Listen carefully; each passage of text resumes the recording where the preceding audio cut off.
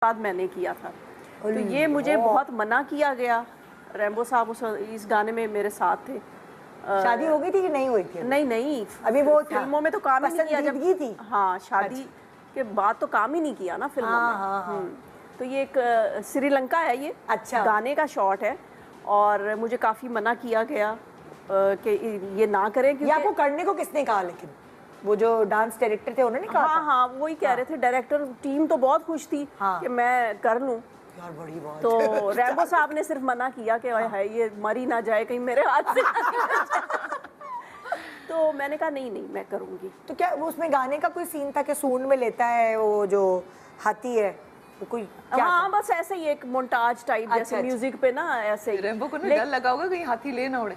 हाँ नहीं, और अच्छा हाथी ने ना मुझे गिराया भी काफी दफा अपने ट्रंक में लेकर ना, फिर थोड़ी देर बाद नीचे फेंक देता था। तो वो पाँव भी रख सकता था मेरे ऊपर। अरे भाई।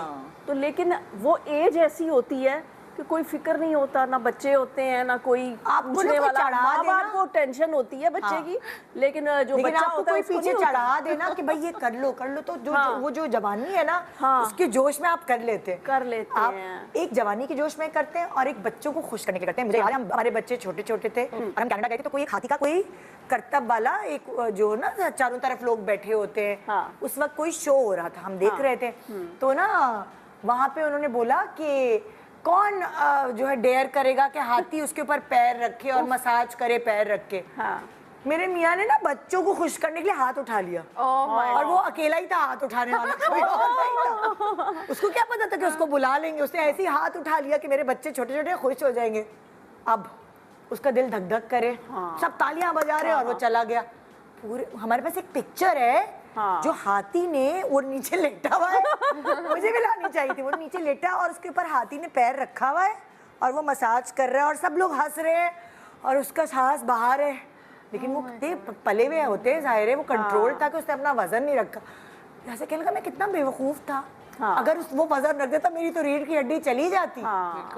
क्योंकि है तो जानवर है ना, जानवर है बिल्कुल। मैं भी ये सोचती हूँ कि अगर वो वाकई मेरे पे पाँव रख देता तो क्या बनता मेरा। लेकिन उस वक्त मैंने ये सोचा ही नहीं, मुझे शौक ही इतना होता था एक्टिंग का और कि मैं तो कर लूंगी हर चीज ही। तो वो फिर उस और जरा इम्प्रेस करने के लिए भी सबको कि मैंने कर लिया। चलिए सब अच्छा हो गया, इम्प्रेस भी हो गए, सब जिंदा भी हैं, पूरा सब सही है। ये तो है। तो ये कुछ कह रही हैं? मैंने कहा ये यादें हैं बहुत सारी और तस्वीर भी बहुत मजे की। दिखाए मेरी नेक्स्ट कार्ड। ओहो, ये ट्रैवलर है भाई, पक्की।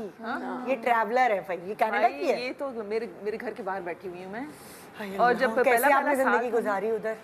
बहुत मुश्किल, बहुत ही मुश्किल है, बहुत मुश्किल। कनाडा? अच्छा, ओए बहुत ठंड होती है। मैं मिशिगन में पढ़ती थी ना 4 साल, उफ बहुत बुरा। अच्छा, ओंटारियो तो फिर भी कनाडा में जरा कम ठंडा है ना, ब्रिटिश कोलंबिया की बात।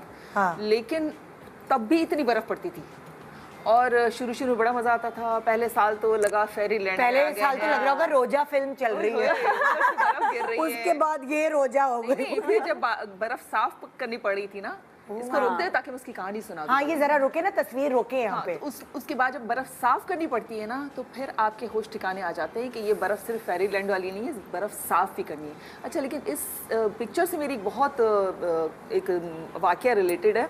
वो ये कि मेरा बेटा छोटा था और स्कूल जाता था, तो स्कूल से लेने मैं उसको जाती थी, क्योंकि वहाँ पर वैसे तो स्कूल बसेस होती है, लेकिन अगर 2 किलोमीटर से कम पेरीफेरी में अगर आपका घर है तो फिर बस नहीं मिलती है, आपको खुद पिक करना पड़ता है। अच्छा, मैं अचानक मुझे याद आया कि वो बच्चे को पिक करना है, घर में कोई मेहमान बैठे थे, मैं उसको छोड़ के मैं भागी। जैसे मैं भागी तो मेरे हाथ से चाबी गाड़ी की गिरी और ये पहाड़ सा बना हुआ है ना बर्फ का हमारे घर के बाहर, उसके अंदर गिर गई। Oh my God. अब मेरा जो बुरा हाल हुआ कि मैं उसको, वो तो बेचारा समझेगा माँ आने वाली है मुझे पिक करने के लिए, अब मैं चाबी कहाँ से ढूंढूं। और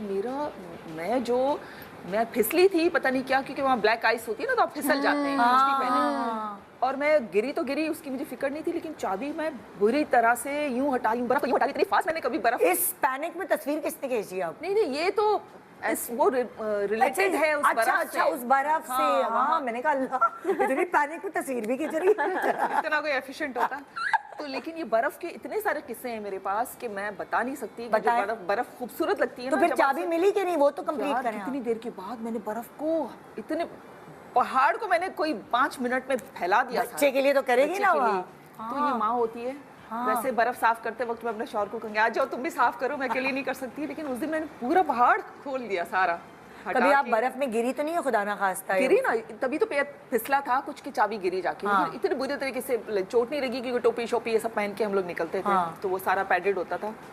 लेकिन बर्फ पाई बहुत, मैं भी गिर चुकी हूँ बर्फ में इसी तरीके से क्लास में, क्योंकि बिल्कुल टोरंटो के बराबर में ही ना जो मिशिगन है, तो मेरे साथ भी ऐसे हुआ है कि मैं क्लास के लिए जा रही हूँ, वही वो होती है बर्फ, ये एक तो ये है स्नो, एक होती है आइस जो सिल की तरह होती है, और समझे आप सिल के ऊपर चलते हुए जा रहे हैं, तो उसके लिए वैसे आपको चाहिए होता है स्पाइकी बूट्स, लेकिन अब आप रोजाना स्पाइकी बूट्स पहन के तो नहीं घूम रहे होते, बिल्कुल, तो आपने नॉर्मल अपने बूट्स पहने हुए, उसमें मैं भी गिरी हूँ। और अगर आप गिरे और आपकी रीढ़ की हड्डी पे लगे, मेरी अम्मा के हो चुका है ऐसे। हम लोग जर्मनी में रहते थे और हमारा जो घर था वो पहाड़ी इलाके पे था, और वहाँ वही वाली चीज जो स्नो होती है वो इतनी खतरनाक है, आइस जो होती है वो खतरनाक। मेरी अम्मी ऐसे गिरी हैं, वो बेचारी उस वक्त से लेकर मरते दम तक उनकी रीढ़ की हड्डी में प्रॉब्लम हो गई। मैं 2-3 बार बहुत खतरनाक। अच्छा पता है क्या होता है, वहाँ आप तैयार हो, किसी शादी में जाना है, किसी दावत में जाना है जो बर्फ वाले टाइम होता है, लेकिन आपने अच्छी तरह तैयार हो के ऊपर जैकेट वैकेट पहना, बूट्स पहने इतने बड़े, वो सारा मजा ही खराब हो जाता है। हम बड़ा कंप्लेन करते हैं ना कि कराची में इतनी गर्मी है, इतनी गर्मी है।